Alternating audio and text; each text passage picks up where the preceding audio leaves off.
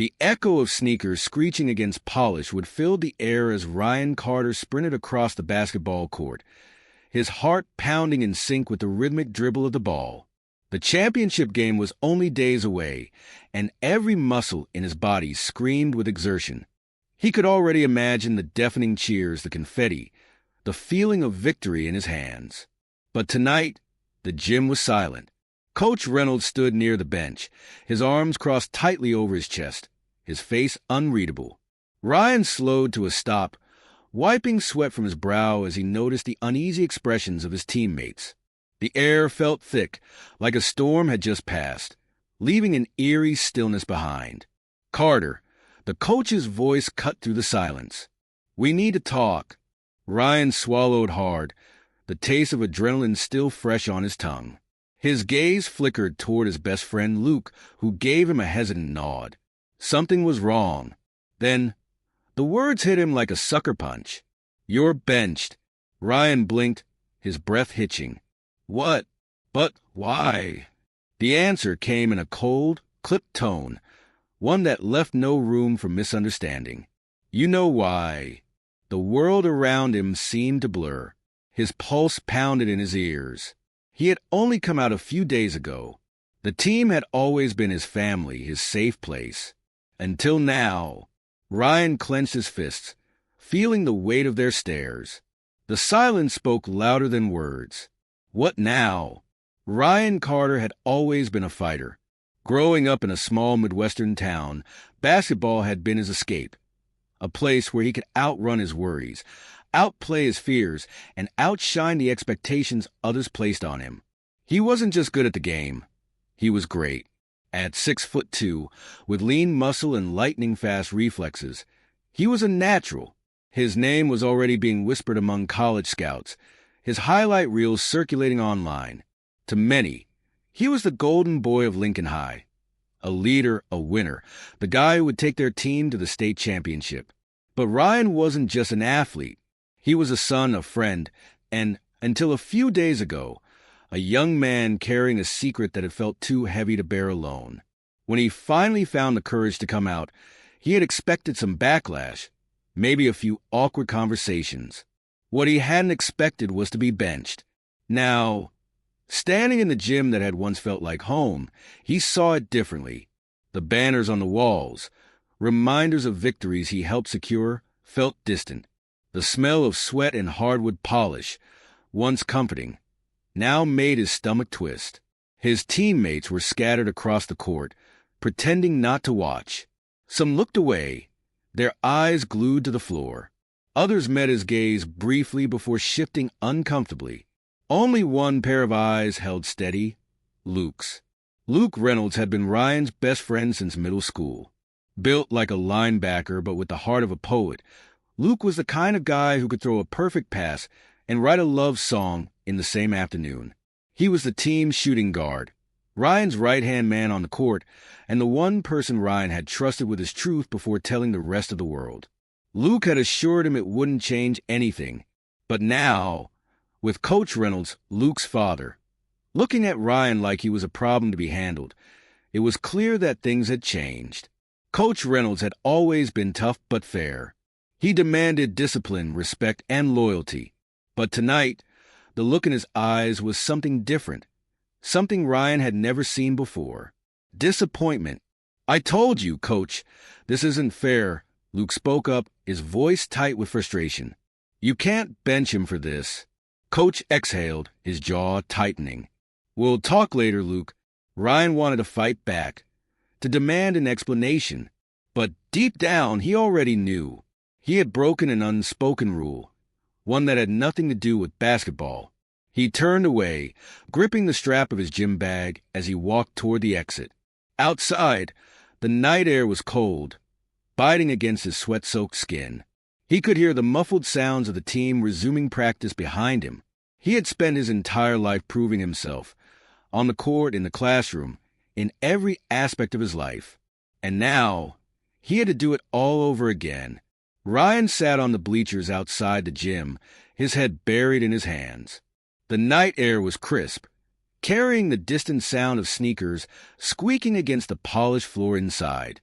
He should have been in there, running plays, perfecting his jump shot, leading his team. Instead, he was here alone. The decision had been made.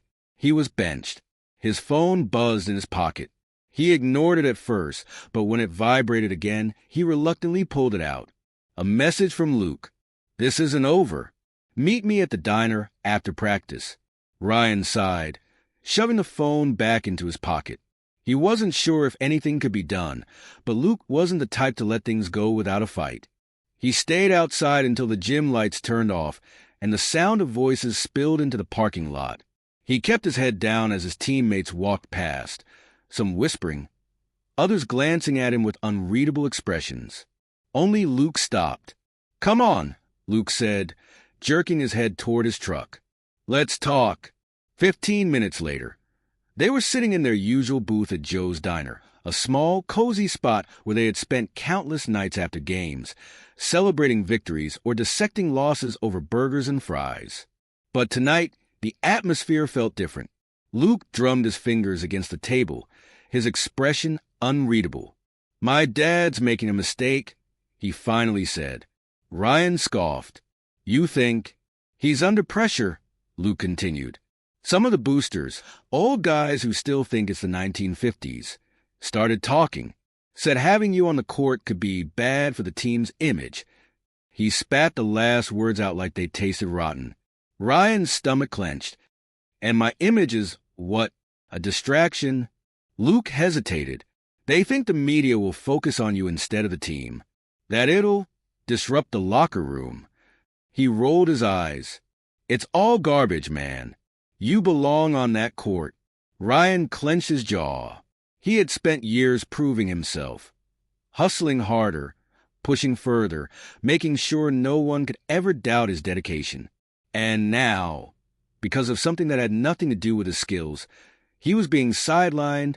He exhaled slowly, forcing himself to stay calm. "So what do I do?" Luke leaned forward, his voice dropping to a determined whisper. "We fight this. You're not just some player, Ryan. You're the captain. You've earned your spot. And I think the team knows it too." Ryan studied his best friend's face, searching for doubt, but finding none. Maybe Luke was right. Maybe not everyone had turned against him. Then, a voice from behind made Ryan freeze. "Hey, Carter." He turned to see Jake Morrison, the team's power forward, standing a few feet away with a few other players. "You're not giving up, are you?" Jake asked. Ryan's pulse quickened. He had expected silence. He had expected avoidance. But what he hadn't expected was support. The next morning, Ryan walked into school with his shoulders squared and his chin high, but inside, doubt gnawed at him. Whispers followed him down the hall, eyes flickering toward him before darting away.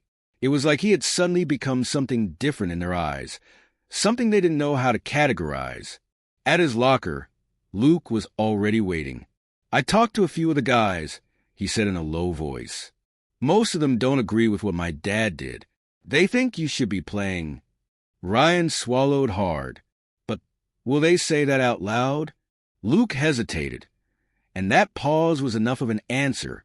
A few minutes later, Ryan slid into his seat in history class. The murmurs hadn't stopped, but at least here, he could pretend they didn't exist. The only problem was the empty seat next to him. That spot belonged to Ethan Vargas, another teammate and someone Ryan had once considered a close friend. Ethan walked in a moment later, caught Ryan's eye, and then, without a word, sat on the other side of the room. The betrayal stung. Lunch was worse. Ryan had always sat with the team. That was their unspoken tradition. One long table filled with trays of food, conversations bouncing between basketball, school, and dumb jokes. Today, when he approached, a few of them shifted uncomfortably. One or two mumbled hey, but didn't meet his eyes. And then Ethan, without looking up from his food, muttered, "Maybe you should sit somewhere else, man." The words cut deeper than Ryan expected. Jake was the first to respond, his voice sharp. "Seriously? You think kicking him off the team wasn't enough?" Ethan didn't look up. "It's not personal." Ryan clenched his fists. "Yeah?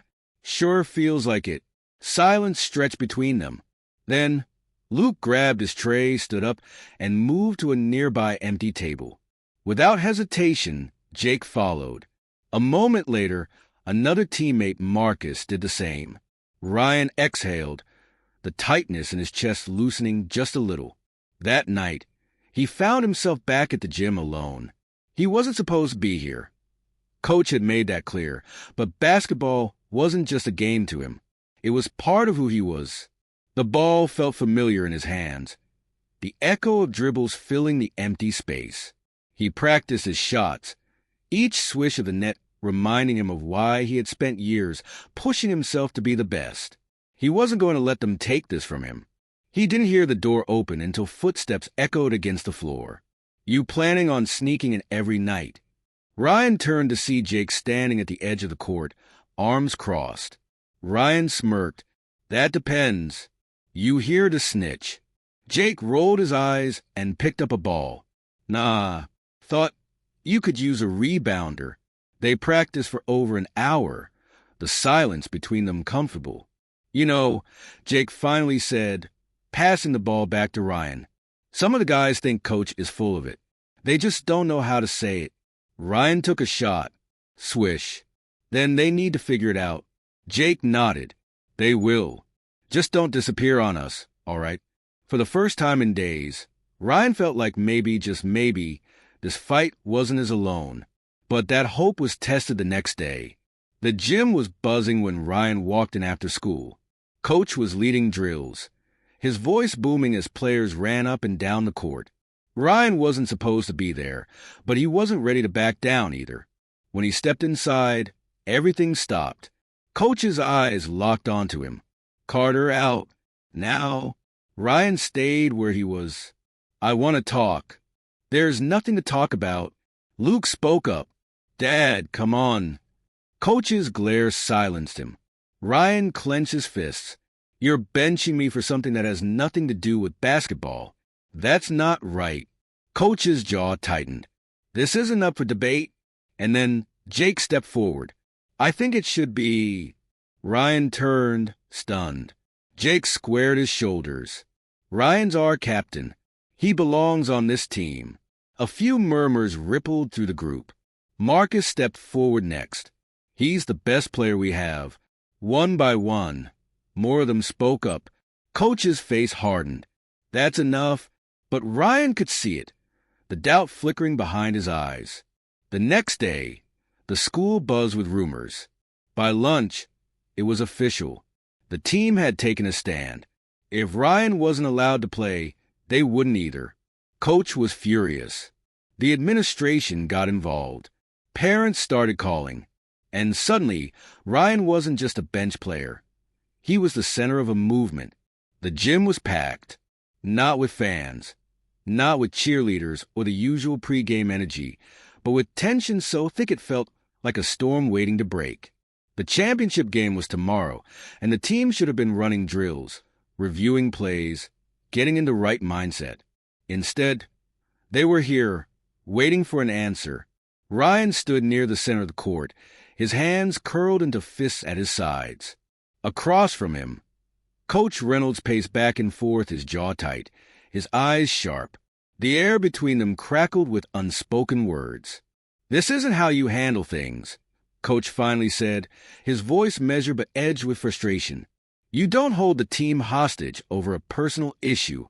Ryan lifted his chin. "You're the one who made it personal." A murmur rippled through the gathered players. Luke, Jake, Marcus. So many of them stood by Ryan's side, their presence an unspoken declaration. The protest had spread beyond just the team. Students had started talking, parents had weighed in, and now the school board was involved. "You're forcing my hand," Coach said, rubbing his temples. Ryan took a deep breath. His heart was hammering, but he didn't let it show. "You already made your choice when you benched me. I just decided I wasn't going to sit quietly and accept it." Coach stopped pacing. For a moment, the only sound in the gym was the faint hum of the overhead lights. Then his expression darkened. "You think you can push me into changing my mind with this little rebellion?" Ryan held his ground. "I think this isn't just about me anymore. Silence. Then Luke spoke up, stepping closer. We're not playing without him, Dad. Not tomorrow, not ever. Either Ryan is on this team, or none of us are. Coach's nostrils flared. You really want to throw away your shot at a championship for this? Jake's voice was steady. If Ryan doesn't get to play, then it's not really a team, is it? The weight of their words settled over the room like a heavy fog. Ryan knew what was at stake. If Coach stood his ground, they would forfeit. All their hard work, the late nights, the sacrifices gone. The entire season reduced to nothing. And if Ryan backed down, he'd lose something even bigger, his self-respect. He met Coach's gaze, his voice quiet but firm. I'm not asking for special treatment. I just want what I've earned. I'm a damn good player, and you know it. Coach exhaled sharply. His eyes flickered to Luke, then to the rest of the team. Ryan could see the gears turning in his mind, the conflict waging inside him. Then, finally, Coach spoke. Practice starts in 10 minutes, he said. If you're not in uniform, you're off this team. The gym exploded in cheers. Ryan felt the weight lift off his shoulders, his breath coming in short, sharp bursts.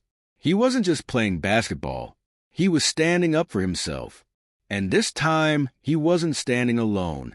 The crowd roared as the final buzzer echoed through the packed stadium. The scoreboard flashed Lincoln High, 72 Riverton, 69. The championship was theirs. Ryan stood at the center of it all, his breath coming in sharp gasps, his heart hammering like a drum in his chest. His teammates swarmed around him, their arms wrapping around each other in a blur of jerseys and sweat. Laughter, cheers, shouts of victory. It all blended together into a single, electrifying moment. He had done it. They had done it. The trophy ceremony was a blur. Cameras flashed. The principal gave a speech. But Ryan could barely process any of it. All he could think about was how, 2 days ago, he hadn't even known if he'd be allowed to play. And yet here he was. As he turned, Coach Reynolds stood a few feet away, his arms crossed, an unreadable expression on his face. For a long moment, neither of them spoke. Then, finally, Coach took a slow step forward. You played a hell of a game, Carter. Ryan swallowed. Thanks, Coach. Coach hesitated before exhaling. I was wrong. The words weren't loud, but they carried weight. The same man who had benched him, who had refused to see past his own biases, was now standing here, acknowledging his mistake. Ryan didn't know what to say, so he just nodded. Coach gave a small nod back before turning and walking away. That was enough. The after-party at Joe's Diner was packed. Students, teammates, and friends all crammed into the small booths, celebrating a victory that meant more than just a trophy. Ryan sat between Luke and Jake, his fingers drumming against the edge of his milkshake glass. It was still sinking in everything that had happened, everything they had fought for. Luke nudged him. You realize you just made history, right? Ryan raised an eyebrow. For winning a championship? Luke smirked. For standing your ground. For making people see that this game isn't just about talent. It's about respect. You didn't just win on the court, man. You won off it too. Ryan looked around the diner, at the faces of people who had backed him, who had refused to let him stand alone. The same teammates who had once hesitated to speak up had become his strongest allies. Jake leaned forward. You know, you're kind of a symbol now. Ryan groaned. God, don't say that. Jake laughed. I'm serious. People are going to remember this. Ryan sipped his milkshake thinking. Maybe they would. Maybe this wasn't just about one game, one season. Maybe it was about something bigger. And for the first time, that didn't scare him. He wasn't just a basketball player. He was someone who had refused to let fear define him. And he had won. Months later, Ryan stood in the empty gym, the championship banner hanging high above him. The court felt different now. Not just a place of competition, but a symbol of something greater. Life had moved forward, but the impact of what had happened hadn't faded. His decision to stand his ground had sparked conversations far beyond Lincoln High. The local news had picked up the story, and soon, other athletes from different schools started reaching out, sharing their own struggles, their own fears. Some came to him in person, others through social media. "I thought I was alone. I'm not. Thank you." College scouts still came to his games. Some schools backed away after the controversy, but others saw him not just as an athlete, but as a leader. One coach told him, "We want players who don't just win games, but inspire others." Coach Reynolds had changed too. He never said much about it, but over time his attitude softened. He started talking about leadership differently, about integrity. Maybe he'd never admit it, but Ryan knew he had helped shift something. As he dribbled a ball across the court, he thought about the fear he'd once felt, the doubt. Now, all he felt was pride, because he hadn't just earned his place on the team. He had proven that everyone deserves to play.